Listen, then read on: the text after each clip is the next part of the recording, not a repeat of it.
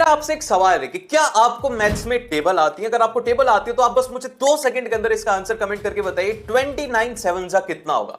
अब ये बहुत सारे स्टूडेंट इसके लिए कैलकुलेटर खोलेंगे या फिर पेन से कैलकुलेट करेंगे, लेकिन अगर मैं आपको बोलूं कि मैथ्स की टेबल का एक ऐसा शॉर्टकट है जिससे कि आप सभी टेबल्स को इंस्टेंटली याद रख सकते हो। जैसे कि मैं आपको एक एग्जांपल दिखाता हूं कि 98 7 जा कितना होता है, ये होता है 686। अब ये मैंने कैसे निकाला? ये मैंने निकाला इस ट्रिक से। अब इसी तरीके से मेरे को 79 की टेबल भी आती है। 79 6 जा कितना होता है? ये होता है 574। अब ये मैंने कैसे कैलकुलेट किया? ये सब मैंने कैलकुलेट किया इस ट्रिक से, और यही ट्रिक मैं आपको सिखाने वाला हूं, तो इस वीडियो को एंड तक जरूर से देखना। So hello everyone, I am Ayush Punia and welcome to Seekho's official show maths की पाठशाला। और ये जो टेबल की ट्रिक्स है ना, ये आपके कैलकुलेशन को जीरो से हीरो कर देंगे, क्योंकि अधिकतर जो हमें टाइम लगता है वो लगता है मल्टीप्लीकेशन में। अब ये 1 से लेकर के 100 तक हर एक टेबल के अंदर वर्क करेगा। जैसे कि नॉर्मली हम कैसे मल्टीप्लाई करते हैं, अगर मैं आपको बोलूं 33 9 से क्या होगा, तो आप क्या करेंगे? सबसे पहले इसको 3 को 9 से मल्टीप्लाई करेंगे, फिर उसको आदमी इसमें ऐड करेंगे। इस तरीके से मल्टीप्लिकेशन करना होता है, ये गलत होता है, इसमें आपको टाइम लगेगा, आप इसको मन में नहीं कर सकते। तो इसके लिए कुछ एक स्पेशल ट्रिक होती है। जैसे कि सबसे पहली ट्रिक आती है कि अगर आपको कोई भी नंबर ऐसे रिपीट में हो, जैसे कि 22, इसके अंदर एक ही नंबर जब बार बार रिपीट होता है ना,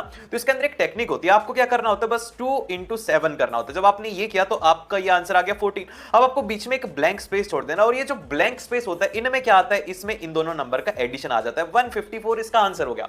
अब इसी तरीके से जैसे कि ये 66 into 7 करना है हमें, तो क्या आप 6 into 7 कर सकते हो? आप बोलेंगे कि ये 42 होता है, तो इसी तरीके से हमने 3 स्पेस बनाए, फिर उसके बाद में 42 लिखा, और बीच में क्या आ जाएगा? बीच में इन दोनों नंबर का यहां पर एडिशन आ जाएगा, और 4 + 2 कितना होता है? 6 होता है, 462। इस तरीके से आप सॉल्व कर सकते हो। अब आप इसी तरीके से मुझे कमेंट करके बताइए कि 44 into 9 क्या होगा। इसी ट्रिक को यूज में लो, 1 सेकंड में आपका आंसर आ जाएगा।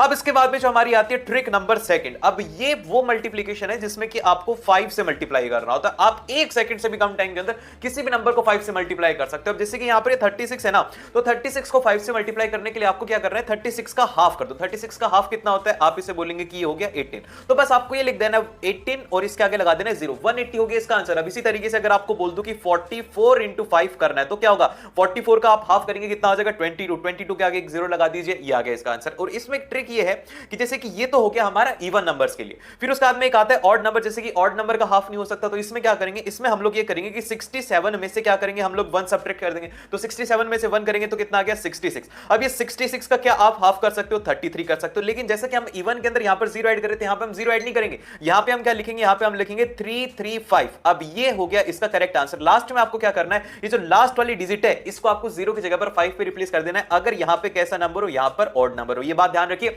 अब इसी तरीके से आप मुझे कमेंट करके बताइए कि 84 into 5 क्या होगा।